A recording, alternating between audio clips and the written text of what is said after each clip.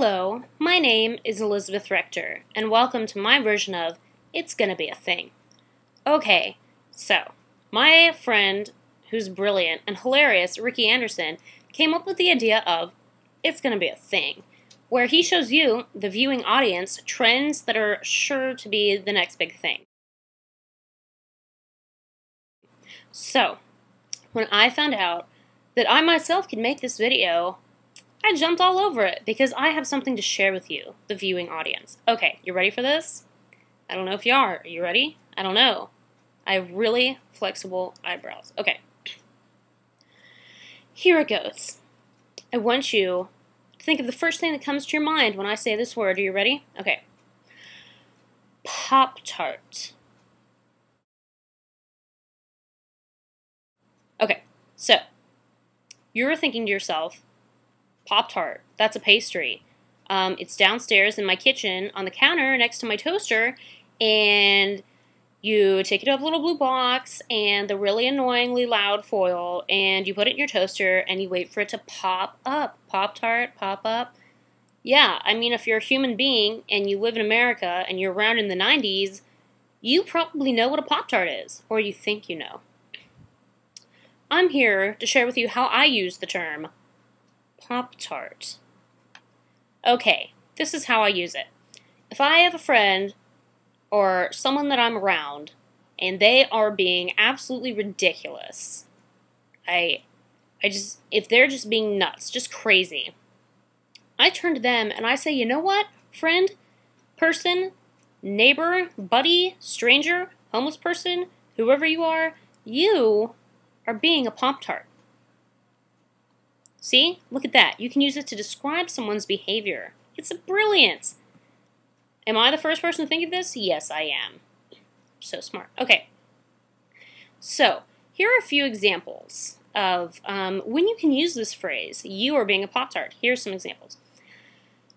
Like, if I'm a friend and they come over and they bring me a PlayStation game as a gift, I would be like, you know what, thanks. I have an Xbox 360.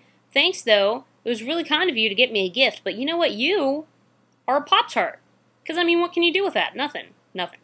Okay, or if you're, like, in the car and you're driving along, and of course, you know, there are long stretches of nowhere in the state, so if you're driving along and you're out in the middle of nowhere and your friend's gas light is on, and it was since you left and you had no idea, that is the apt time to turn to that person and say, how could you get us in this situation?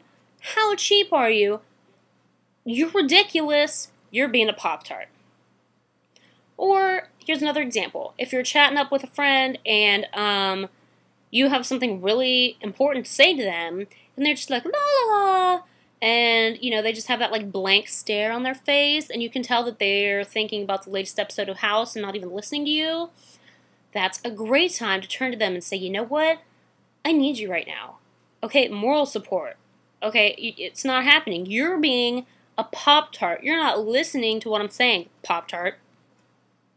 I have been saying this, using this phrase, since forever. I mean, it's pretty much, if you know me, chances are that you've been called a Pop-tart.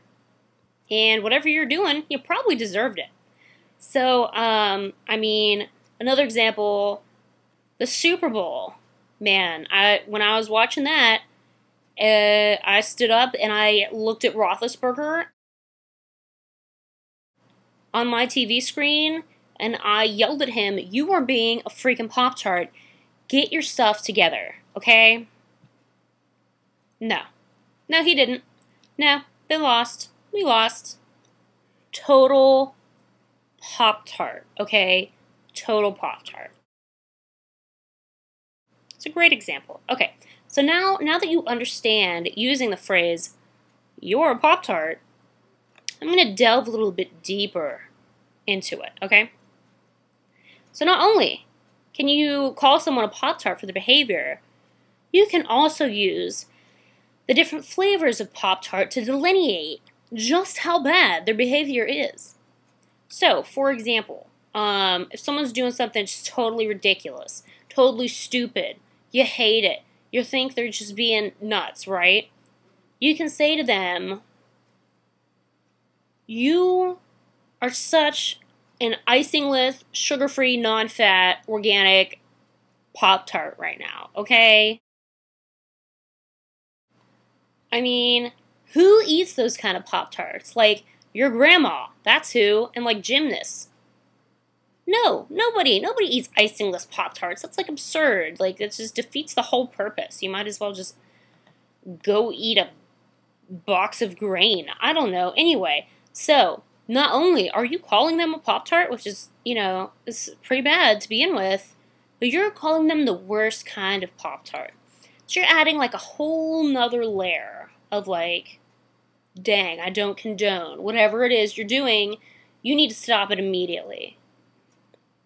Okay, so the word can actually also be used as sort of like a term of endearment. My favorite flavor of Pop-Tart is s'mores. So if I turn to you and I'm being like, you're such a s'mores Pop-Tart, basically I'm saying to you, I like you, you're my buddy, but I'm still calling you a Pop-Tart, so know your place. That's all I'm saying. So it's like, yeah, you Pop-Tart. But underneath it, you're like, you're being so stupid right now, but you're still smiling while you say it. Just like that. So yes, and my word of caution about that, about terms of endearment or like an angry you're being a Pop-Tart, is be careful when you're writing it. If you're putting it in someone's Facebook wall, if you're writing it in an email, if you put it on a memo, dude, be careful, because they may not be able to tell if you mean it seriously, like knock that crap off, or if you mean it like, oh, you're being so coy and annoying, but cute a little bit. See, they can't tell. They can't tell. So you have to be careful, first of all, when using the saying, of who you're saying it to, how you're saying it, and what meaning is behind it. And when you write it, you need to be careful of what words frame it, so that they know whether you're being serious or seriously adorable. Okay. So that is my little lesson about you're being a Pop-Tart. And it's definitely going to be a thing. And if you don't, you're being a Pop-Tart. If you don't think it's going to be a thing, then you, my friend, are a Pop-Tart. Because it is a thing. It already is a thing. It's not going to be a thing. It is a thing right this moment. So you need to get with it. Okay. I'm so glad I shared this with you. You can take this phrase. You can take it and harness it. You can use it for the power of good and not evil. This isn't something to just be thrown out in the atmosphere like, dude, you're such a Pop-Tart. This isn't oh snap from like 2000, okay? You can't just throw this phrase around, okay? You need to use it with discretion so that when you say it, people will look at you and they'll take you seriously because you mean it. This isn't something to just like fly out there whenever you feel like saying it. A situation has to be warranted. And I will also say that it is possible to redeem yourself if you've been called a Pop-Tart. Take the example I used earlier. If that person came back and instead of a PlayStation game, they had like Dance Central or something, I'd be like, oh my god, you listened up. You brought an Xbox game. This is awesome. You're my best friend. Let's put it in the Xbox. Let's stand up and let's dance, buddy, because you know what's going on. See? They would redeem themselves. They would no longer be a Pop-Tart. They'd be like freaking awesome. Okay.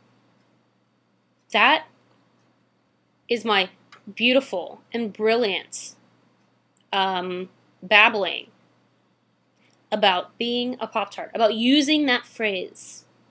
You can take this knowledge and you can put it in your mental repertoire and pluck it out at the precisely right moment. You, my friend, have been enlightened.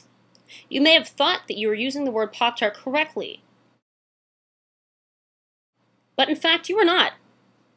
And by doing so, you were being a Pop-Tart, but now you're not. I've saved you from that.